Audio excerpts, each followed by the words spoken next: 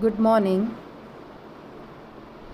We finished with the first act when the king very skillfully manages to escape and buy himself some time before he can give his response to the ultimatum that is served to him by the cabinet headed by the Prime Minister, that is Joe Proteus.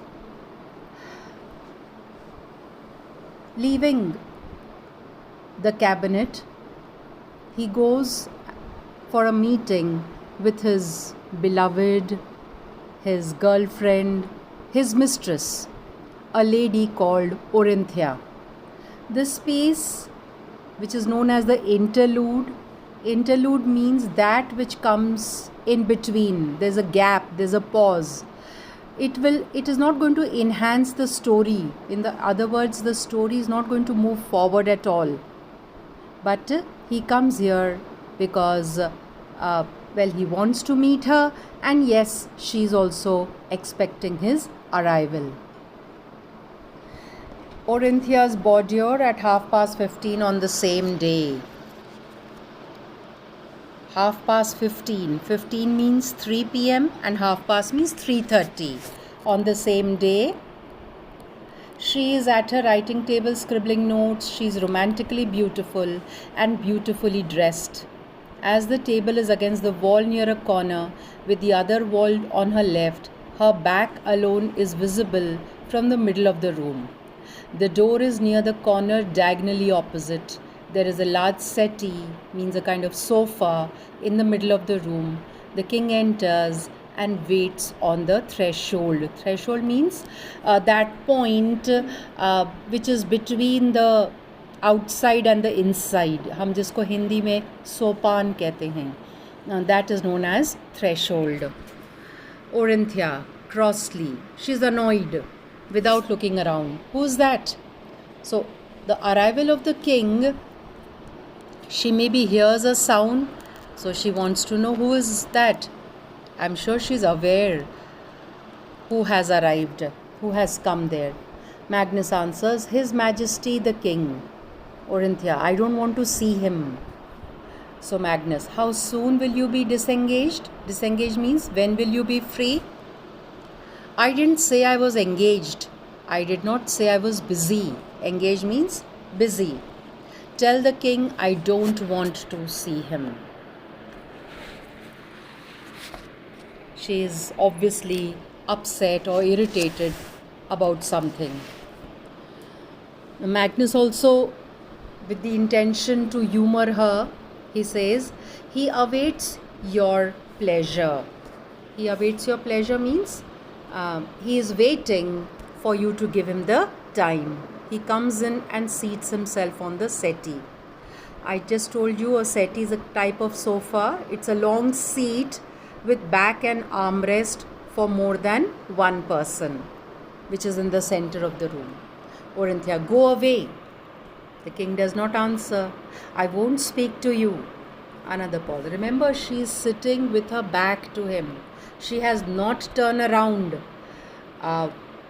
In simple terms, she is being very rude to the king of the country. But then, she is his beloved. They are having an affair. And so, that gives her a license to treat him like this, perhaps. If my private rooms are to be broken into at any moment, because they are in the palace and the king is not a gentleman, I must take a house outside. I'm writing to the agents about one now. So she says that now first of all, let us understand that the king is maintaining her in a section of the palace. In other words, a set of rooms have been provided for Orinthia's use in one part of the palace, and that is for her personal use.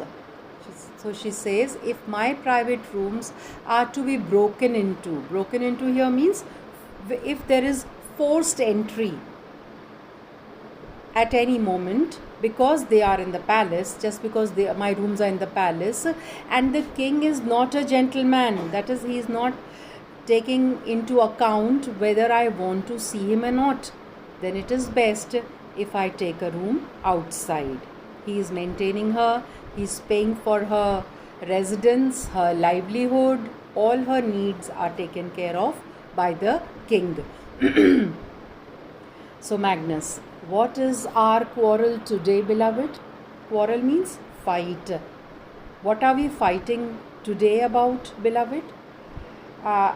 Which means that it's a regular feature. Every day, each day she has some new reason to be annoyed with him. Orinthia, ask your conscience. Conscience means that part of the mind that tells you right from wrong, etc.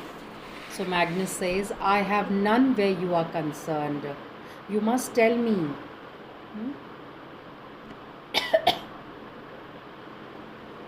So she takes a book from the table and rises, and then sweeps superbly forward to the settee and flings the book into his hands.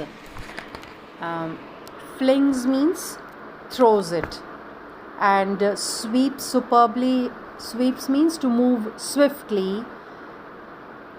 She's very beautiful. She knows how to create a good impression. She's well trained in this. She throws a book at him. There. What is this? Page 16. Look at it. Magnus looking at the title on the back of the book. Songs of our great-great-grandparents. What page did you say? And Orinthia, between her teeth. She's very angry. So she's grating her teeth. Between her teeth का मतलब है दांत piece कर बोलती है. 16. Magnus opening the book and finding the page. His eyes lighting up with recognition as he looks at it. Ah, the Pilgrim of Love. Now this book is a book of songs. Yes. So the song she's pointing at on page 16, the title of the song is The Pilgrim of Love. Orinthia, read the first 3 words if you dare. If you dare means if you have the courage, then read the first 3 words. And he smiling as he caresses the phrase. Caresses basically means to touch or stroke something gently or lovingly.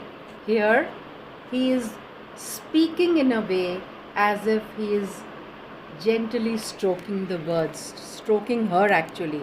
जैसे हम प्यार से हाथ फेरते हैं किसी चीज़ पे, वो यही काम अपनी ज़ुबान से कर रहा है, बोलने के अंदाज से कर रहा है. Orinthia, my beloved.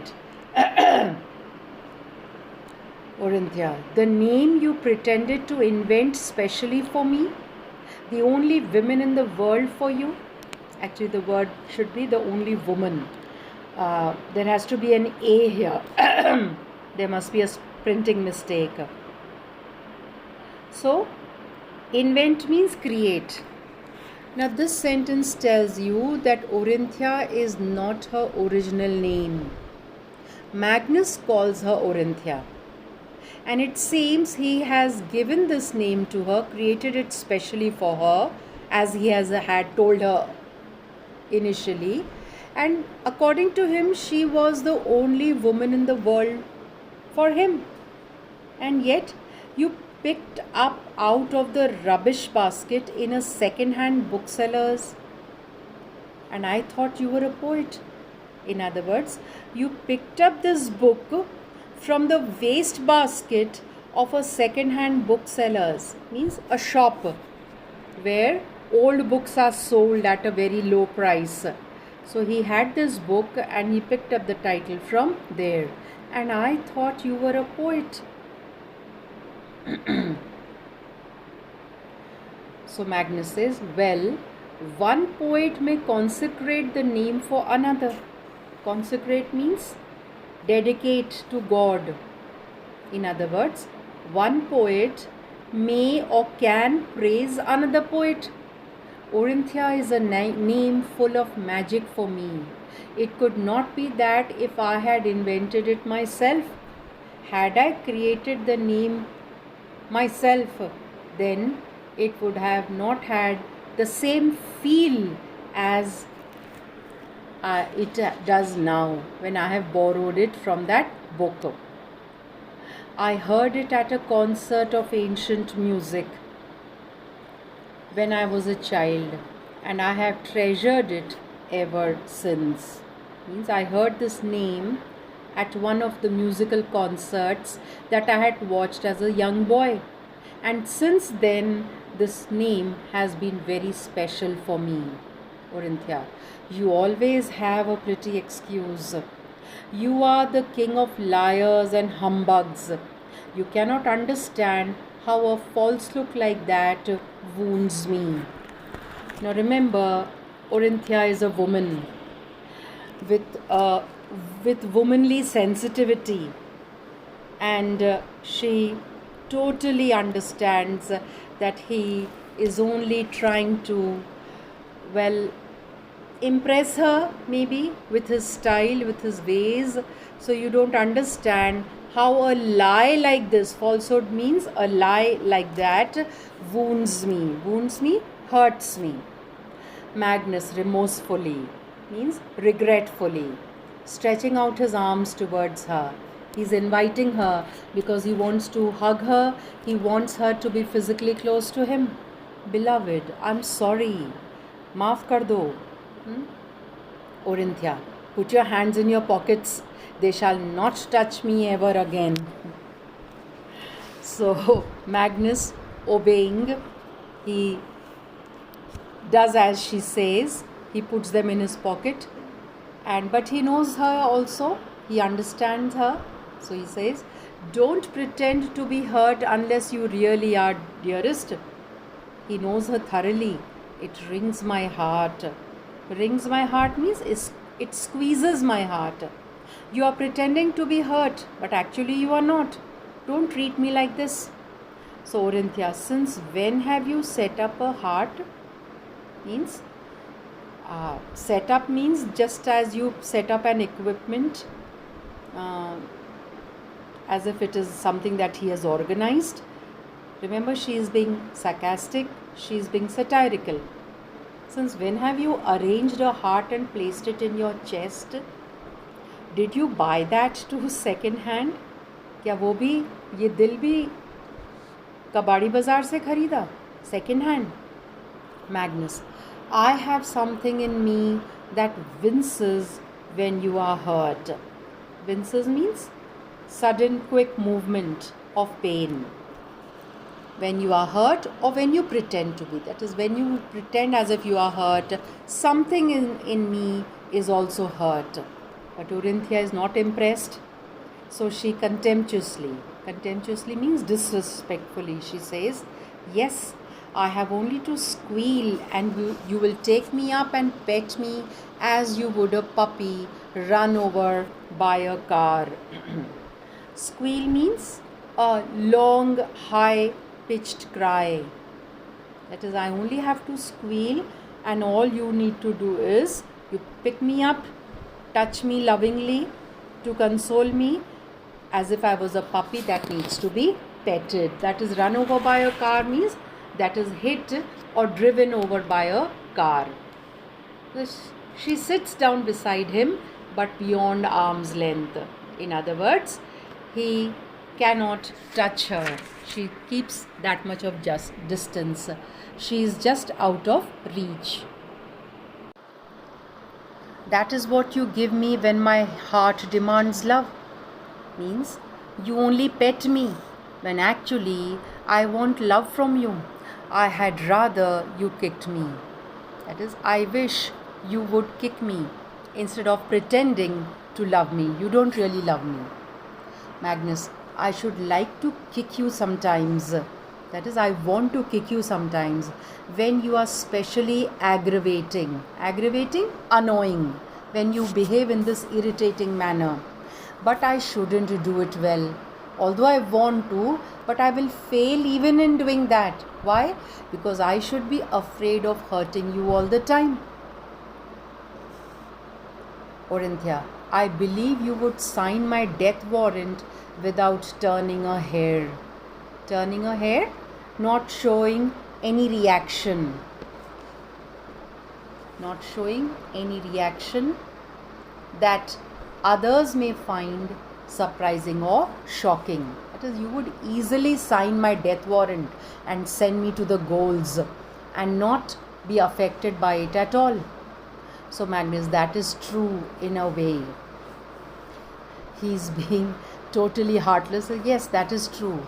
It is wonderful how subtle your mind is. Subtle means very clever. As far as it goes. That is, considering how limited your mind is, but it is so subtle. And as far as it goes means it is not strong. In other words, you easily read into my indirect methods to get something. So Orinthia says, it does not go as far as yours, I suppose. I suppose I am not as clever as you are. Magnus, I don't know. Our minds go together halfway. That is, together we go halfway. After that, whether it is that your mind stops there or else that the road forks mean divides. Either you cannot move along with me up to a certain point, not physically but mentally. Mentally we are together on the same level up to a certain point. After that there is a divide. Either the road forks and you take the high road and I take the low road. I cannot say. That is, we are not on the same mental wavelength. But somehow after a certain point we lose one another. That is, we are not on the same mental wavelength. Orinthia, and then you go back to your Amandas and Lysistratas, creatures whose idea of romance is a minister in love with a department and whose bedside books are blue books. So Amandas and Lysistratas, they are the two ministers, Palmisters General and the Postmisters General. We have already met them. Creatures whose ideas of romance is a minister in love with a department. Creatures means any living thing, animal, bird, not a plant. A plant is not a creature because for one it cannot move. Whose idea of romance is love with a department and whose bedside books are blue books. Now blue books are reports in a blue cover. Reports in a blue cover which are issued by the Parliament. So Magnus says, they are not always thinking of some man or the other. That is, unlike you only think about men. These two ladies are not always thinking about some man or the other. That is a rather desirable extension of their interests, in my opinion. Desirable extension means it is a plus point in their favor. It is a plus point in their favor. And desirable means much wanted or worth having. Worth having. If Lysistrata had a lover, I should not be interested in him in the least. That is, I don't care if she had a lover, and she would bore me to distraction if she could talk of nothing else. Bore me to distraction means extremely dull, uninteresting. If she would be extremely dull and uninteresting if she would talk only about her lover. But I am very much interested in her department. Her devotion to it gives us a topic of endless interest. That is, we discuss issues related to the department of power and energy because she is so devoted, so concerned about the workings of her department. Orinthia, well, go to her then. In other words, why have you come here? I am not detaining you. I am not stopping you from leaving. But don't tell her that I have nothing to talk about but men. But means except. Don't tell her that I have nothing to talk about but men. But men. Why? Because that is a lie and you know it. In other words, I have other areas of interest also, not only men. So Magnus says, it is as you say a lie, and I know it, but I did not say it. That is, you said it, not me. So Orinthia says, you implied it. Implied it? You hinted at it. You suggested it in an indirect way. You meant it. When those ridiculous political women are with us, you talk to them all the time and never say a word to me. That is, ridiculous means absurd or silly or foolish. When those silly, foolish women are with you, with us, when we meet them socially, you are all the time talking to them. You never include me in the conversation. She's complaining because she feels left out at social gatherings when she's also present along with the king and the other cabinet members. So Magnus reminds her, no you to me. You also don't say a word to me. We cannot talk to one another in public. Why? Because appearances have to be maintained. People are constantly watching us. So to some extent, we have to kind of ignore one another. We have nothing to say that could be said before other people. They cannot talk about love. He cannot compliment her because the press is also there and they will have a field day. Please write these words, field day, and look up the meaning in the dictionary. The press will have fun at the expense of Magnus and his girlfriend Orinthia, which I'm sure they already do. So, we have nothing to say that could be said before other people. Yet we find enough to say to one another when we are alone together. Would you change that if you could? That is, we cannot give one another special attention. But when we are together, we have so much to say. Our talk never ends. Do you want to change that? Orinthia, you are as slippery as an eel. Now, an eel is a thin, long, snake-like animal that lives in the sea.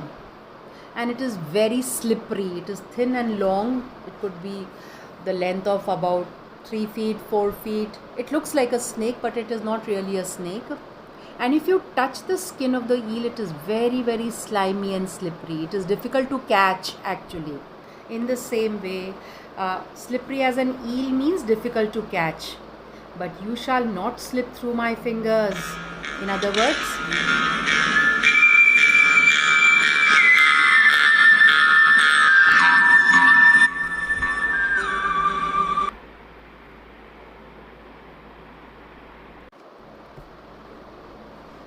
but you shall not slip through my fingers means I won't let you escape.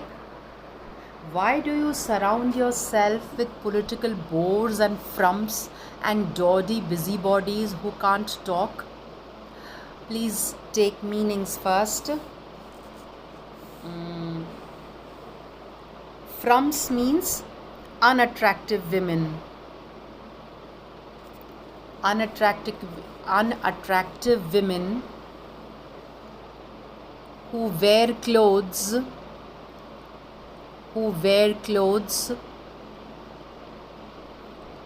that are unfashionable.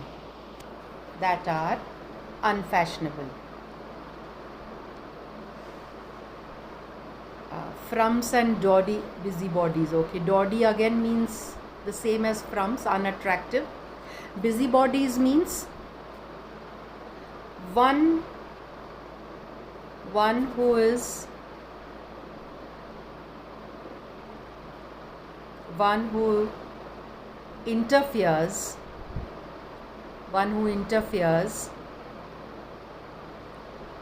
in other people's personal life, personal or private life. Who can't talk means they are not trained in being socially smart, so to speak. Lysistrata can only talk about her department. Amanda is better trained, definitely. She knows how to keep people entertained, but Lysistrata completely fails in that area. So, who can't talk? Why do you surround yourself with such women? They can only debate about their dull departments and their fads and their election chances.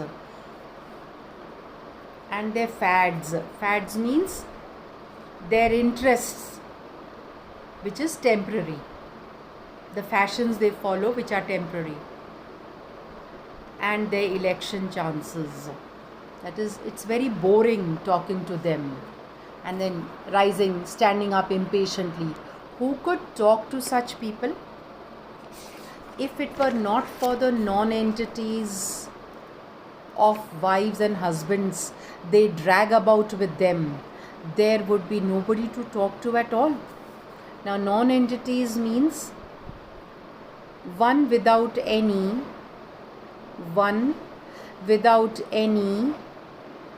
significant quality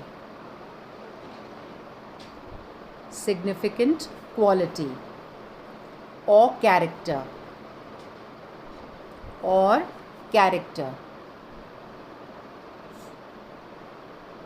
dash one who has not achieved much,